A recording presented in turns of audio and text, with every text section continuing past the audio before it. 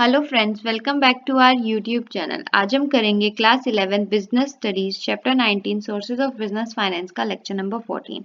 आज के लेक्चर में जो हम टॉपिक कवर करेंगे वो होगा प्लगिंग बैक ऑफ प्रॉफिट्स या रिटेन प्रॉफिट। तो चलिए शुरू करते हैं कि क्या होता है रिटेन प्रॉफिट या plugging back of profit. Plugging back of profit or retained profit refers to that portion of net profit which is not distributed among shareholder as dividend but retained in the business for use in near future. Plugging back of profit और retain profit क्या होता है? ऐसा part होता है net profit का, ऐसा portion होता है नेट प्रॉफिट का जिसको जो कंपनी है वो डिवाइड नहीं करती अपने शेयर होल्डर्स के बीच में, बल्कि उसको क्या कर लेती है, अपने रिजर्व में सेव करके रख लेती है। क्या सोच के कि अगर नियर फ्यूचर कोई अनफोर्सीन कंडीशन आ जाती है तो उसकी रिक्वायरमेंट को वो क्या कर सके, मीट कर सके। It is also called self financing. इसको क्या कहते हैं? सेल्फ फाइनेंसिंग भी बोलते हैं। क्यों? क्योंकि जब भी कंपनी को जरूरत होती है तो कंपनी क्या करती, फाइनेंशियल सपोर्ट की जरूरत होती है तो कंपनी क्या करती है, अपने जर्नल रिजर्व में से या जहां पे भी उसने अपने प्रॉफिट को, रिटेन प्रॉफिट को सेव करके रखा है, वहां से उसको विड्रॉ करके उस फाइनेंशियल सपोर्ट को कंप्लीट कर लेती है। The company can save all the retain profit in journal reserve. Company जितना भी रिटेन प्रॉफिट होता है उसको कहाँ पे स्टोर करती है? जर्नल रिजर्व में। This reserve is used by company to develop and expand its business. ये रिजर्व कंपनी किस लिए यूज करती है? ताकि वो अपने बिजनेस को क्या कर सके, डेवलप कर सके, नई नई मॉडर्न टेक्नोलॉजी ला सके और अपने बिजनेस को एक्सपैंड कर सके। It is the best source by which a company can fulfill its need without issuing any more shares and debentures. ये क्या है? एक तरह का बेस्ट सोर्स है जिसकी वजह से कंपनी क्या कर सकती है, जितनी भी फाइनेंशियल नीड्स है उसको फुलफिल कर सकती है बिना न्यू शेयर्स और डिबेंचर्स को इशू करे। ठीक है, तो ये मीनिंग था। अभी चलिए डेफिनेशन पे चलते हैं। डेफिनेशन क्या कहती है? The ploughing back of profit is a management policy under which the profits are not distributed amongst the share.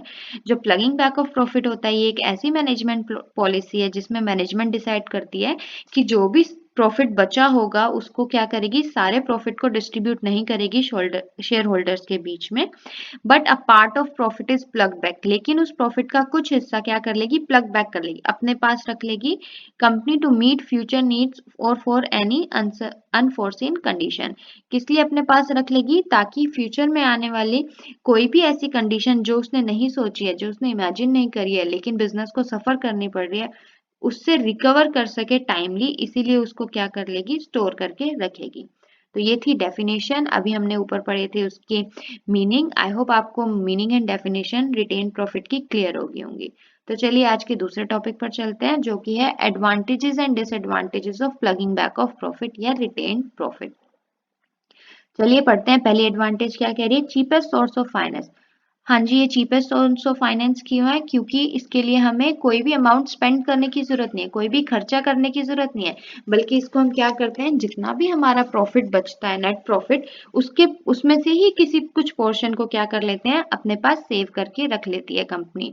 तो इस पे उसको कुछ खर्चा करने की जरूरत नहीं पड़ती, इसीलिए क्या कहलाता है, ये चीपेस्ट सोर्स ऑफ फाइनेंस कहलाता है। नेक्स्ट क्या कह रही है advantage? Safety from trade cycle. Trade cycle से मतलब है डेली अप्स एंड डाउन्स जो बिजनेस को फेस करने पड़ते हैं। अब अगर बिजनेस के पास जर्नल रिजर्व है, इनफ फंड्स हैं उसके रिजर्व में, तो कंपनी को जरूरी नहीं है कि वो किसी फाइनेंशियल इंस्टीट्यूशन से या शेयर्स या डिबेंचर्स को इशू करके अपनी फाइनेंशियल नीड को या डे टू डे नीड को कंप्लीट कर सके। उसके पास अगर जर्नल रिजर्व है तो वो जर्नल रिजर्व से मनी को विड्रॉ करके अपनी डे टू डे नीड को क्या कर सकती है, फुलफिल कर सकती है। थर्ड एडवांटेज क्या कह रही है? Stable dividend policy.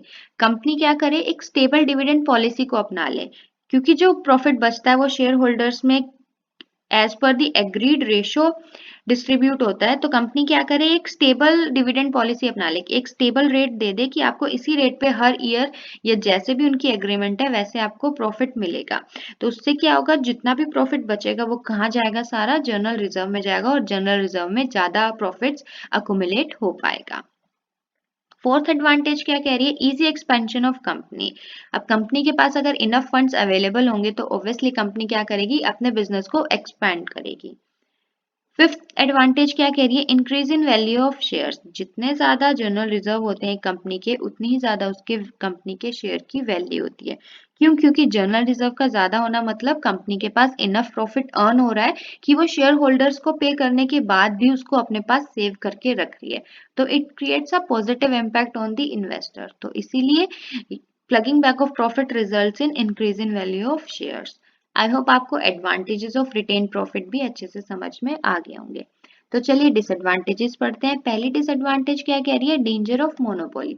मोनोपोली से बच्चों आप क्या समझते हो? मोनोपोली का मतलब एकाधिकार, सिंगल रूल। अब अगर एक कंपनी के पास, खुद सोचो, इनफ फंड्स होंगे, इनफ प्रॉफिट होगा उसके पास, जो उसको डिवाइड नहीं करना, बस उसने अपने जनरल रिजर्व में स्टोर करके रख रखा है, तो कंपनी क्या करेगी? अपने कंपटीटर को कंपटीशन ना देके क्या करेगी? उनको परचेज कर लेगी।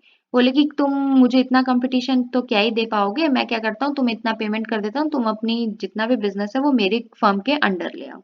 तो इससे क्या होता है?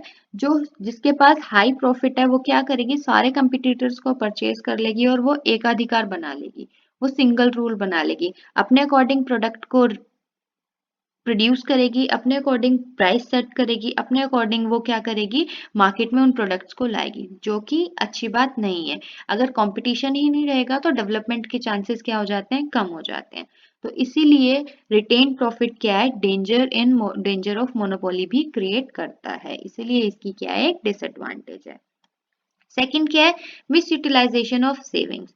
अब जरूरी नहीं है जो सेव मैनेजमेंट ने सेव किया है अपने जनरल रिजर्व में वो सिर्फ और सिर्फ वो शेयर होल्डर्स के लिए यूज करे। कई बार मैनेजमेंट ऐसी जगह भी इन्वेस्ट कर देती है जिससे शेयर होल्डर्स को कुछ भी प्रॉफिट नहीं होता। तो इसलिए क्या बोला गया है कि कई बार जो सेविंग्स उन्होंने अपने जनरल रिजर्व में रखी हुई है बचाकर, प्रॉफिट के पार्ट को जो रखा है उन्होंने, रिटेन प्रॉफिट को, उस का मिस यूटिलाइजेशन भी हो जाता है जिससे किसी को भी बेनिफिट नहीं होता है।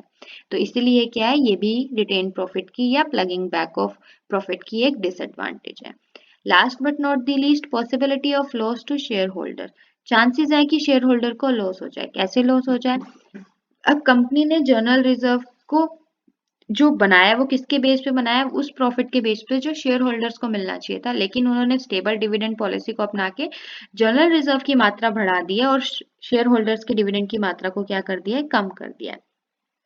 अब अगर कंपनी ने मिस यूटिलाइज ही कर ली उन सेविंग्स को, तो शेयर होल्डर्स को तो कुछ फायदा ही नहीं होगा, उनको दोनों तरफ से नुकसान हो गया। एक, जो उनको हाई रेट पे डिविडेंड मिलना चाहिए था वो लो रेट पे मिल रहा है।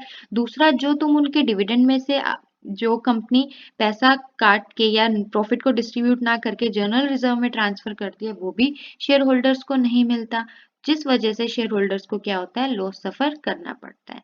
तो इसीलिए ये भी क्या है? रिटेन प्रॉफिट की एक डिसएडवांटेज है।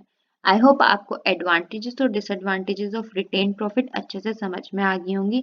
बट स्टिल अगर आपको कोई डाउट है आज के लेक्चर में तो प्लीज आप मुझे कमेंट सेक्शन में कमेंट करके जरूर बताएं। हम अपने अगले लेक्चर में special financial institution and public deposit को स्टार्ट करेंगे। Till then stay safe, keep watching, please like, share and subscribe our channel for more videos.